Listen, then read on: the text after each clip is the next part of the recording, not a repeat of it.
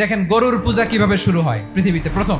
বনি ইসরায়েলের এক দুষ্ট লোক ছিল, নাম সামিরি। সে সবাইরে বলল তোমাদের স্বর্ণগুলো ফালাও। স্বর্ণগুলো ফেললো, বনি ইসরায়েলের স্বর্ণগুলোকে গলিয়ে গরুর বাচ্চা বানালো, গোবৎস। জিব্রাইল আলাইহিস সালাম যে জমিনে এসেছিলেন, ওই ফেরেশতার পায়ের নিচের একটু মাটি সে বুদ্ধি করে প্যাকেটে রেখে দিছিল। স্বর্ণ দিয়ে বানানো গোবৎস গরুর বাচ্চার গায়ে যখন সেই মাটি ছুঁড়ে দেয়া হলো, এখন বাছুরের ভেতর থেকে ভ্যাঁ ভ্যাঁ আওয়াজ আসতেছে। কি আসতেছে? সবাই তো অবাক।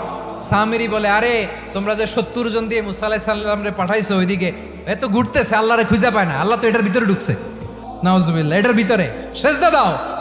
এই সেজদা দিয়ে গেল। হারুন আলাইহিস সালাম তাদেরকে বুঝালেন, শিরক করো না, আল্লাহরে ভয় করো। শুধু এতটুকুই তিনি বুঝালেন, দাওয়াতি কাজ পালন করলেন, কিন্তু প্রতিরোধ করেন নাই। এই ঘটনা থেকে শিক্ষা কি? শিক্ষা হচ্ছে, আপনি শিরকের আড্ডাখানা দেখলেও বৃহৎ স্বার্থে তাওহীদের দাওয়াত দিবেন, প্রয়োজনে আপনি ঐক্য নষ্ট করবেন না। সুবহানাল্লাহ পড়বেন না?